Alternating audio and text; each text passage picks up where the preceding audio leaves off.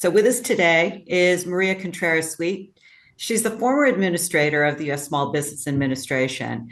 And while at the SBA, she expanded access to capital for small businesses and championed entrepreneurship. Today, she's chair of the Los Angeles World Affairs Council, and she brings a global perspective to advancing Los Angeles as a hub for international business, policy, and innovation. So, the theme of your entire career, Maria, has been helping small businesses. What is a so called small business like mine? The definition gets kicked around, and so does our importance to the economy. Well, it's a really actually a really important question because we define them legally. There is what we call the NAICS code, the National Association of Industry Classification System, and that is how we do it officially to determine what is small. And believe it or not, Tracy, I have to tell you that small could be a massive naval shipyard because it's all relative to the industry that it's in. So a law firm would be considered small in a different category than a Navy shipyard, for example. So you have to look up, if you want the legal definition, you have to look it up on the NAICS code system. But largely, we consider anything under $5 million, 2 to 50 employees. That's the general rubric that people use. Well, I guess I fit. So I've been reading, and I'm sure you have too, in the LA Times this week, the drop in our population. Actually, the San Diego Business Journal also talked about a similar drop to the population in San Diego. We have the entertainment industry taking major hits right now, which is a critical industry to Los Angeles. And there's pressure to believe that the Olympics will help the economy. Was that true for LA 84? Is that true now? I think that's another important question, and that is that we've been meeting with the General Reynolds just to understand exactly what their intentions are.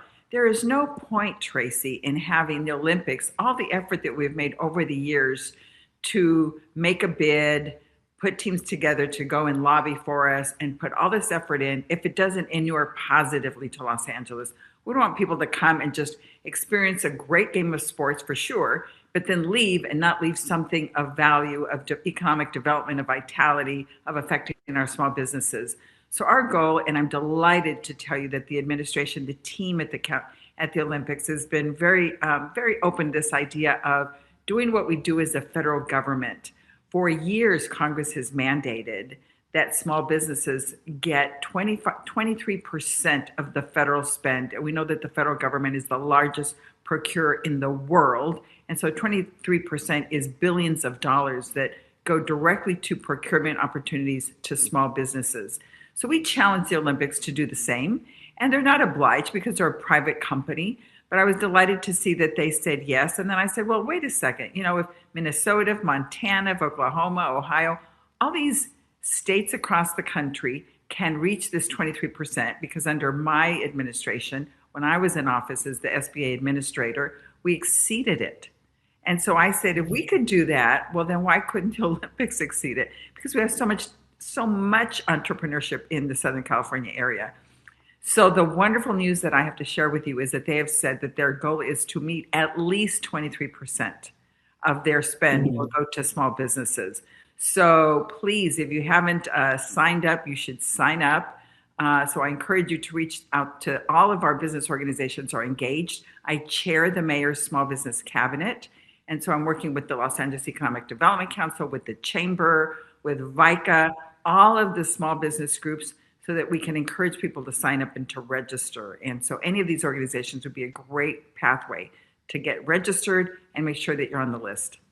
So it's really a matter of just a small business signing up with these organizations as potential vendor. Correct. And then, of course, you have to, Interesting. for example, we've been, that I've been meeting with all the consul generals of the different countries that will be coming here and representing their countries in sports. And we've been saying, again, we want partnerships. And my hope is that if we engage in these partnerships with the Italians, with the Spaniards, with the Colombians, with the Argentines, that then those can be enduring partnerships, because oftentimes, say, Boeing will go in and try to sell an airplane to Panama, Well, why wouldn't they take their small supply, their supply chain with them to do that work? And so we think that these can be enduring partnerships, one in the way that I just described, but the other opportunity is also, for small businesses to come together to collect a joint partnership to be able to compete also against the large. And so that's another avenue to do. So I think that sometimes, small businesses, like I've met quite a bit with Colombian small businesses, as I said, with so many across Latin America, with the European theater, the Middle East, and they all want to know how to do business with small businesses here. Because, for example, we have in Minnesota, we have a woman who sells dog food, but she sells it in a beautiful bag that everybody comes really to get the bag that she sells it in, this beautiful jute bag. But she gets the jute from Africa. So she wants a small business there to help her understand how to navigate the area and then help her export it. So it's a global economy, and to the extent that small businesses develop partnerships, local, national, and international, I think it would inure really positively to them. That's great. I mean, this is actually something that we should be reading about in the LA Times. And I think I'm a fairly well-informed person, but I didn't realize that even a business like mine could go sign up to be a potential vendor. I think of vendors being in the food services business or in the business of taking care of some of these other people, but there's a lot of other work to do. Or you can imagine, I mean, and I say this to small businesses all the time. When they think about themselves, they'll sometimes say, well, I don't know who I'd sell to. But if you sell pencils, for example, you could sell them to a corporation, you could sell them to the LAUSD, you could sell them to the state, any department, you could sell them, to any. So you just have to think broadly. And I just think we have to be bolder about market making. In that regard, when I was in office, the SBA, I told my staff, I said, we have to change the acronym. Surely it's the Small Business Administration, but it can also be about SMART, using technology, smart technology, to make sure that we're accessing all the opportunities available to us. The B was bold. Small businesses need to be bolder in moves about how they think about their opportunities, and accessible. We as government need to make sure that it's more accessible, that we're informing all the small businesses about these opportunities. I mean, I could Smart, get bold, and accessible. That's amazing. I'm going to keep that in my head. That's wonderful. Good, thanks. Running the World Affairs Council raises the question of California as a state, a mini nation of some kind. How important it is it that we flex our muscles for green cars or to reduce oil dependence? Do we still have any muscles in this as the state of California? When I was Secretary of Transportation for the state of California in my prior cabinet role, one of the things that I really enjoyed was when the governor announced that we were going to have a Secretary of Foreign Affairs. And I just said, "What? We're a state of California. How do we do that?" And he just said, he reminded us that we're a nation state. At that time, we were the fifth largest economy in the world. Today, we are the fourth. So you know what that means? That means that there are only three countries in the entire world that are larger than the economy of California. And one of those is the United States. And so obviously China and Germany. So when we think about that there are only three countries and one of them is the US, that tells you about the prowess, the majesty that California has. And in that regard, we can't, we see sometimes things differently than the federal government. And in certain circumstances, state can preempt the feds in certain rights to protect its citizens. And so, we did that quite a few times, but that's another podcast for about another opportunity. But the point really is to say that, yes, California does set the tone for the rest of the country. In many ways, we are still the harbinger of things to come. When I am in New York meeting with a major beverage company that's nationally recognized, and the chairman and CEO asks me, what's going on in Los Angeles, because whatever happens in LA reverberates throughout the country, then I know we still have impact. When I'm in Spain talking to those people about small business opportunities and they say, what is the Southern California region or California in general doing about access to capital, because they have challenges around how they access capital, and they hear that California is the place in this country where you can access capital the easiest. They want to learn from us. So for sure, we are a standard bearer, not just domestically, but around the world. And to that extent, people want to understand California, our food, our entertainment industry. I mean, we feed the world through this, through the valley, through the Joaquin Valley. We provide Oh, wow. technology around the world, around Silicon Valley. We have the wines, from Napa Valley. Everything that we do. California has the best educational master plan in the world. We have UC system, we have CSU, we have the community colleges, we have all the independent universities.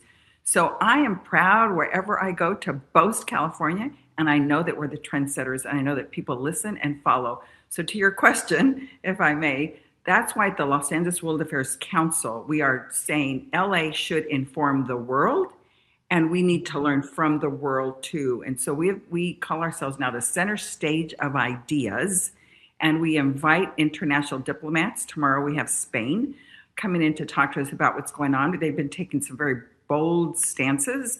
We want to learn why and how and where they see things going internationally. So it's important for us to be informed, Tracy.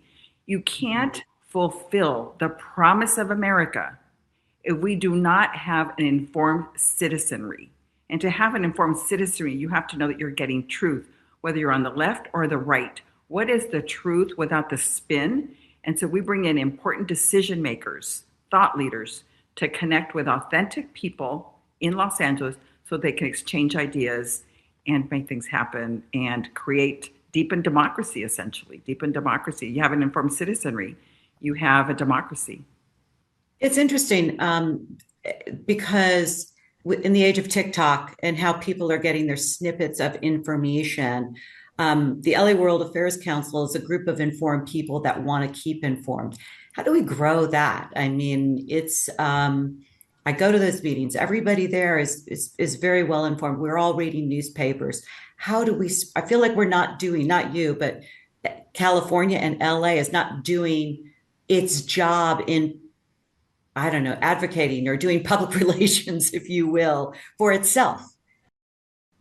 I was frustrated. I will agree to some extent. When I was in office as in the California of Transportation, Secretary of Transportation position, the governor allowed me to host a commission called Building for the 21st Century. And so what I did is I collected the what I thought were just the most stellar people in each industry, in labor, in entertainment. At that time, it was Michael Eisner. At that time, we had Eli Broad in housing. We just, I convened this group and said, instead of having a commission where we talk about what we're going to do, we're not going to go out to the public until we announce what we have done. And so that way, you're more apt to do the work because you know that you want to announce what you're going to. And it was one of the most important outcomes of that was to brand California. I don't think people understand how crucial California is in domestic and international affairs. And so it is important to understand our role. And if you are the leader, you have an obligation to be informed because people are going to watch us, people are going to follow us. And so we do have that obligation. That's why I'm hoping, and to your extent, I mean, any way that I can engage any of your audience, I think important to us is to have an official, authentic town hall of Los Angeles where you can actually convene what is representative of Los Angeles from all the sectors, all the different think groups from, just diversity, but not just in ethnic, but in also cognitive thinking, just the different views that we have and convene people and have them inform the leaders that we have coming in. So I would like to take the Los Angeles World Affairs Council in that direction to say, not just the preeminent professionals that we have on our board and in our audience. Tomorrow, it's a pretty select group of people that sign up, but to open it up to make sure that it's not a matter of, I can't afford the $100 for lunch or whatever it is. How do we open it up? And I'm hoping that I can commandeer you into helping me do that. No, absolutely. I'd love to. And it's reminiscent of a time when we had the new LA marketing partnership and we were telling the world, telling Angelinos, but also ultimately then the world, all of the things that you're saying now, it's amazing what grows in LA was that campaign, right? Mm. And we certainly have the resources. I think of all of our universities, they could be the ones leading this helping to lead this very program that you're discussing. So we'll talk more. So you were the first Latina to be named a cabinet secretary. and then head the US Small Business Administration, appointed by Barack Obama. Your mother didn't speak English. I read an article, of course, about you, did my research, and here you are, home again in Los Angeles.